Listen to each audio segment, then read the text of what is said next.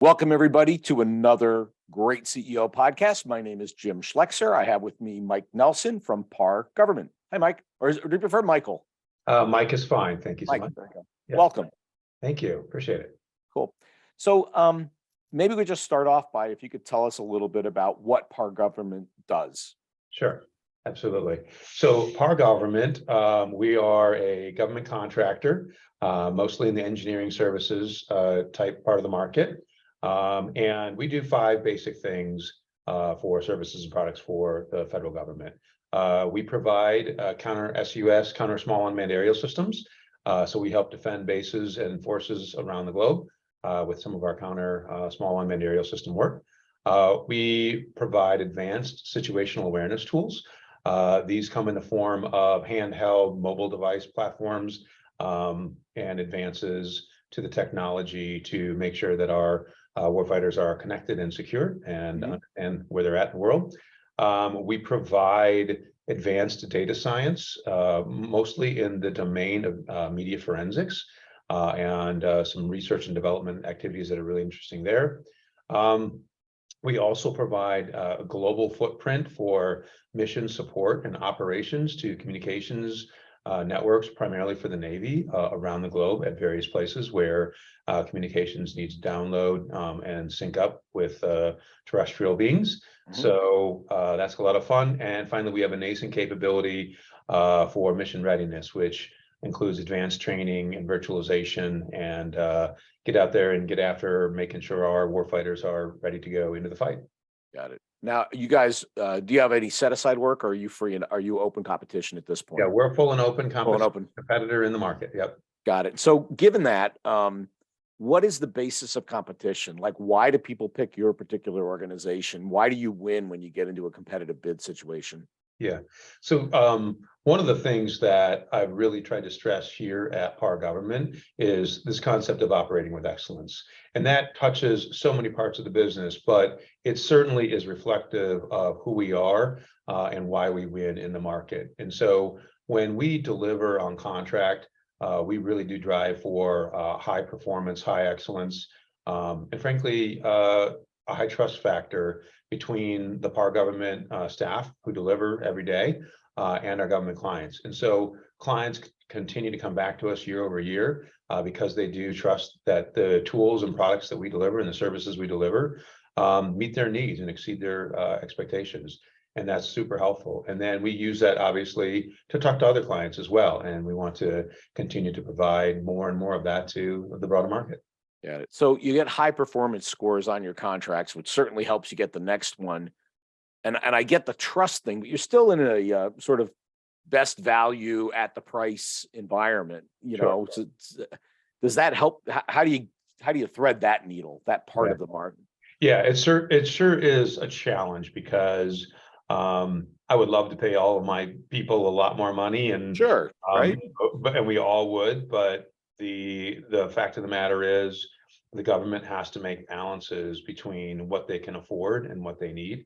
And so we have to make those balances as well. And so we certainly work really hard. Again, back to that operate with excellence concept. One of the components of that is the back office support and making sure that we have, fair and reasonable sized staff and costs and keep those in check so that we can deliver on contract within the expected rates and costs that the government expects to pay for better than average services. And so we find that market niche and we play that pretty hard. And where we can, we try to extend what we deliver to the government. And the other thing that we do is we do pour some money back into internal research and development.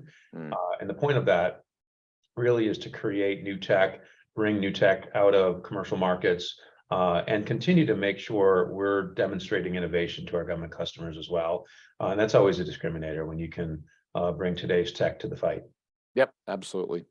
So what percentage of your revenue is recurrent? I imagine it's all contractually obliged revenue.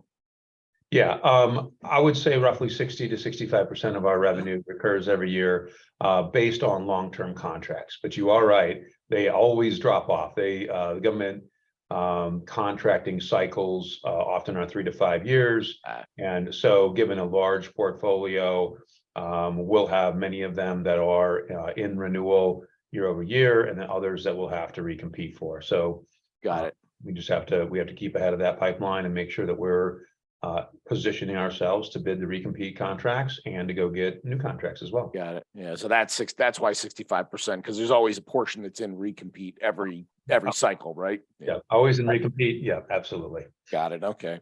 So, every business has what we call a point of constraint, a thing that if I could change this one thing about the business, I could grow faster, make more money, just Yeah. be easier. So if you had a magic wand and you could change one thing about your business, what would that one thing be? Yeah, it would be to increase the pipeline velocity that we have, both the quality and quantity of bids that we're putting out to the government. We're by and large a contract house, and so that means we need to put in proposals to the government so they can select us and we can grow. And we can fix one end of the pipeline and not the other, and it's not really much good. So what I mean by that is we can throw in proposal after proposal that is rather uninformed and loses quite a bit. And occasionally, you'll pick up some work that way, but it's neither fun nor all that productive. Or you can spend all your time shaping opportunities and looking at new things and not pushing them all the way through the pipeline to the bid stage. So the point of contention really is, how do you increase the pipeline velocity from identification all the way through bid in a way that you still have a very high win probability coming out the other end? And so that just takes time and energy. You've got to get high quality individuals capturing those opportunities. You've got to get good insights to what the government really wants and what they're saying, and how to win those, good partnerships in the market, a lot of market research. And that just takes a lot of time. And I will say we've got a new director for strategic growth on the team that I'm very excited about. He understands this very, very well, and we work arm in arm together to try to actually increase that velocity. Yeah, got it. Yeah, I used to say to my sales team, quote and hope is not a strategy. Yeah, that's So, but the other side to your point, I can have 100% yield, but then I missed a lot of opportunities too. So like somewhere in between those is the right answer that you got to suss out. Yeah. Let's move over to yourself. How many hours a week do you work in the business? It's pretty variable. I travel quite a bit, and those are long weeks. Or if we're into larger proposals, I may put in 50, 60, 70 hours that week. On average, when I'm back home, somewhere around 50 hours is probably a pretty normal week for me. Okay. Plus or minus when you add it all up. I don't quite sit down and add it all up at the end of the day, but certainly my wife says I work about that much or maybe more. So Yeah. and to listen Well, to I think the occupational hazard of the job is that when we're awake, we're thinking. yeah, So is that work? Well, kind of, sort of, yeah, right. yeah, So, yeah. so as a business grows, one of our jobs is to sort of shed responsibilities so we can move up, as can our people. So, can you name one significant responsibility that you've delegated to somebody else in the last 6 months? Yeah, sure. In fact, there's several Oh, good. I took over here, and I've turned over some leadership team members so that I could have that high trust factor. I think one that really sticks out to me is our finance team. I've brought in recently a new head for finance. She's been fantastic, and it has allowed me to really kind of operate by summary and let her deal with the details of day-to-day finance and AP and AR and all those good fun things, while I can focus on market research and kind of look towards the horizon a bit more. So that's been excellent. She's been a great add to the team. There have been several others along the way in the last year alone that I feel have really come along, kind of accepted the vision of where we want to go, and are all doing a great job. So I feel like that's but that's one in particular. And the team I have, quite frankly, I think is very comfortable in operating within their space together, and then reporting, back up to the senior. But so by and large, that would be one that I would point out. Perfect. No, awesome. So, if you were to describe your leadership style, what would be the one or two things that you would say this really describes me as a leader? Yeah, that's a really good question. I kind of come back to that operate with excellence. Mhm. And the reason I do that is I feel like um, I want to run an effective and really interesting team, high technology, but I want it to be completely value added, right? I want it to be a great culture, and so that's just who I am and how I lead, and so that's a balance of patience, but not too much, Yep. and giving people space to go explore, being compassionate about where they're at in life, but also setting very clear expectations, and then holding them responsible to those expectations.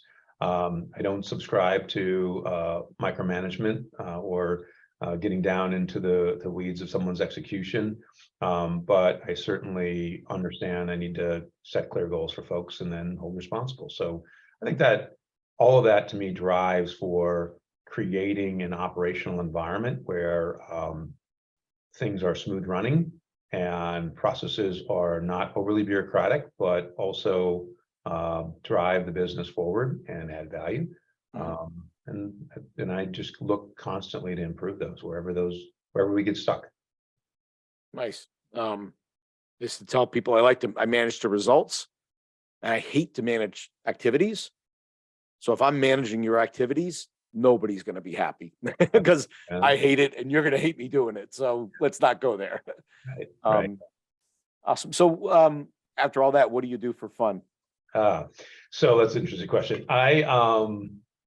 I actually have a young one at home. I have a first grader at home. Oh wow, I chase him around constantly, nice. and he keeps me young. And he's usually, well, he's faster than me now, so that makes it even more interesting. But yeah, my wife and I adopted several years ago, and so we've got older folks that have older kids that have come through the house, and they're off and gone, and he just keeps us hopping in so many wonderful ways. And so just being a good dad is a lot of fun, and that all the things that entails, certainly, and then some travel as well, and spend quite a bit of time with the family and making sure I balance the time to get away, find a beach somewhere, and kind of hang up my shoes for a while, or whatever you want to say there, and just spend some time kind of relaxing, and then coming back and hitting it hard. So yeah. Awesome. Mike, this was great. I really appreciate the time. Got a great business and I wish you good luck going forward. Thank you. I appreciate it. Thanks so Thank much you. for having me on. Absolutely. Okay.